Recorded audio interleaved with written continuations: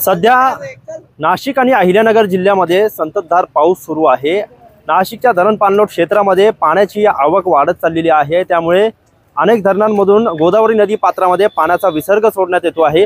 सध्या 43,882 क्युसेस वेगाने पाण्याचा विसर्ग गोदावरी नदी पात्रामध्ये सोडण्यात आल्यामुळे गोदावरीला पूर आल्याचं चित्र आपल्याला या ठिकाणी पाहावयास मिळत आहे। आपण सध्या कोपरगाव शहरातील गोदावरी नदीच्या लहान पुलाजवळची ही दृश्य पाहतोय की या ठिकाणी आता गोदावरी ओसंडून वाहतीये आणि या ठिकाणी गोदावरी नदीने रौद्र रूप धारण केल्याचे चित्र आपल्याला पाहावयास मिळत आहे। प्रशासनाच्या वतीने गोदावरी नदीकाठचे जी गावं आहे त्याचबरोबर वाड्या वस्त्या आहे त्यांना सतर्क राहण्याचं आवाहन करण्यात आलेलं आहे। नदीकाठी कुणीही जाऊ नये अशा प्रकारचं आवाहन जे आहे तर प्रशासनाच्या वतीने करण्यात येतो आहे।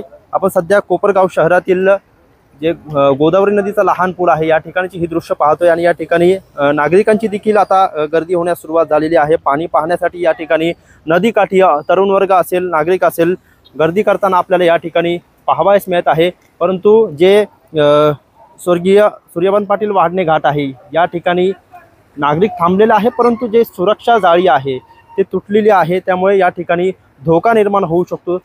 तरी नगर परिषदेने या ठिकाणी लवकरात लवकर ही जाळीची दुरुस्ती करणं गरजेचं आहे आणि नदीकाठी कोणी येऊ नये असं आव्हान करण्यात येतं। तरी देखील नागरिक या ठिकाणी गर्दी करत आहे, परंतु नागरिकांनी स्वतः देखील आता सुरक्षेची काळजी घेणं गरजेचं आहे। त्याचबरोबर पोलीस प्रशासनाने देखील या ठिकाणी एखादा कर्मचारी नियुक्त करणं गरजेचं आहे, कारण नदीपात्रामध्ये पाण्याचा जलस्तर जे आहे तर वाढत चाललेला आहे। त्यामुळे नागरिकांना याचा धोका होऊ नये यासाठी प्रशासनाने देखील काळजी घेणं गरजेचं आहे। आणि आपण सध्या जर बघितलं तर नाशिकच्या विविध धरणांमधून 43,882 क्युसेस वेगाने पाण्याचा विसर्ग जे आहे तर आता सुरू आहे। त्यामुळे गोदावरी नदीला पूर आलेला आहे आणि असंच जर पावसाची संततधार सुरू राहिली तर पुढील काही दिवसांमध्ये या ठिकाणी पाण्याचा विसर्ग टप्प्याटप्प्याने गोदावरी नदी पात्रामध्ये करण्यात येणार आहे। त्यामुळे नागरिकांनी काळजी घेण्याचे आवाहन जे आहे तर प्रशासनाच्या वतीने करण्यात येत आहे आणि कोपरगावचे तहसीलदार महेश सावंत यांनी देखील हेच आवाहन केलेले आहे। नेमकं काय म्हणाले तहसीलदार पाहूया।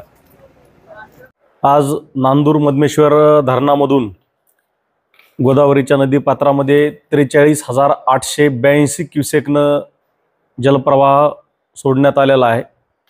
त्यामुळे गोदावरी नदीकाठच्या कोपरगाव तालुक्यातील सर्व नागरिकांना प्रशासनाचं आवाहन आहे की नदीकाठी किंवा नदीच्या पात्रामध्ये कुणीही प्रवेश करू नये।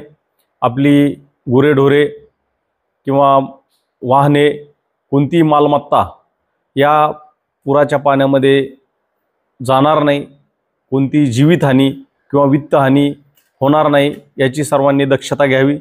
पुढील काही दिवसामध्ये आणखी पाऊस पडण्याची चिन्हे हवामान खात्यानं दिलेले आहेत आणि त्यानुसार सर्वांनी आपल्या जीवित मालमत्तेची सर्वांची काळजी घेण्याचे आवाहन प्रशासनातर्फे या ठिकाणी करण्यात येत आहे।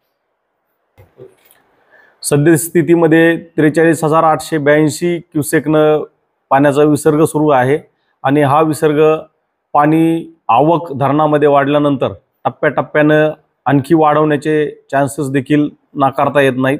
त्यामुळे सर्वांनी सतर्क राहावं।